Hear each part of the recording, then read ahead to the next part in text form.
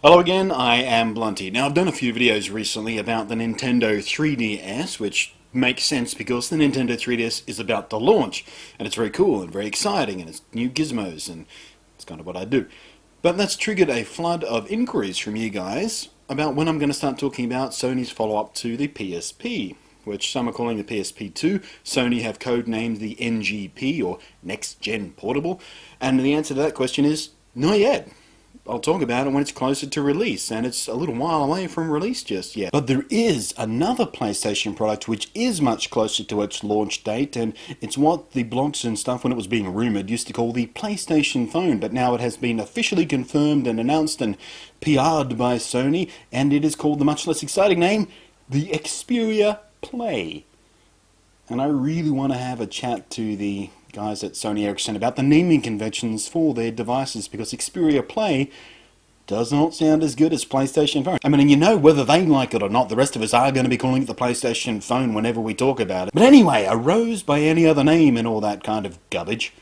Shakespeare. Garbage. And I have got almost as many messages from you guys asking me about the Xperia Play or the PlayStation Phone as I have for the NGP. And the good news is this. I just got an email from the Sony Ericsson people telling me that they've just announced that the Xperia Play will be hitting the Aussie shores sometime between August and June.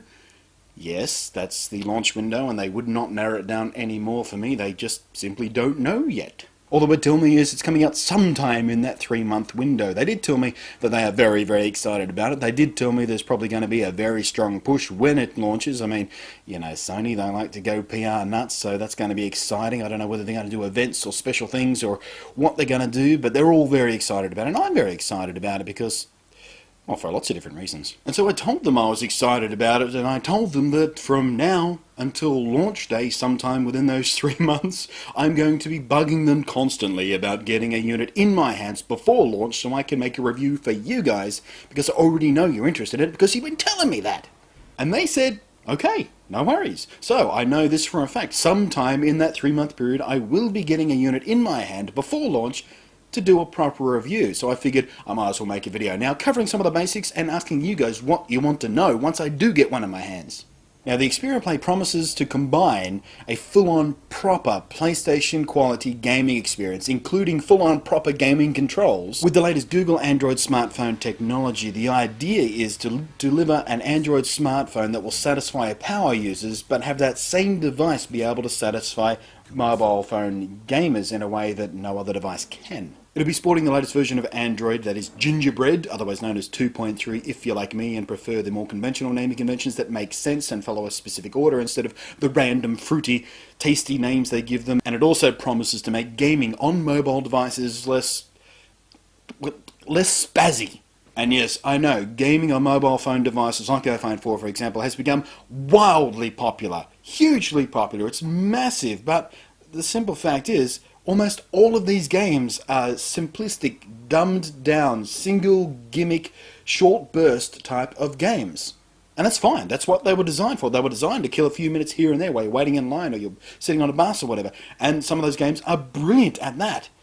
But they're not full-on proper games. They were never designed to be that. For more complex games, for full-size games, for hardcore games, being restricted to poking and flicking and swiping and all that sort of carry-on is immensely restrictive. It just doesn't work. Or worse still, when they try and do a traditional type of game and have those on-screen little pads that are trying to be analog thumbsticks and on-screen buttons that you can't feel where they are, so you always have to look where your thumb is going. They just don't work that well. The Xperia Play has proper dedicated gaming buttons, including shoulder buttons and a proper gaming thumb pad, and even 2 touch-sensitive pads to serve as the dual analog thumbsticks. But of course, it also has the big old 4-inch touchscreen there, so you've got the best of both worlds.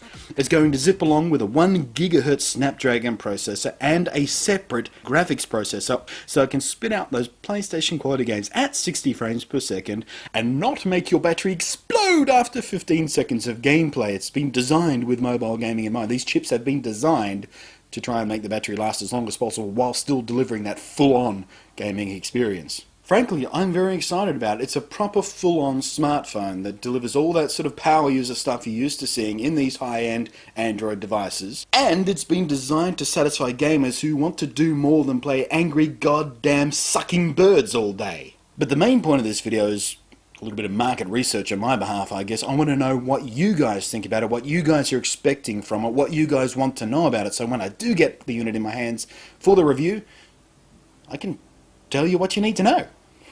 Anyway, thanks for watching. I'm Blunty, and I will catch you next time.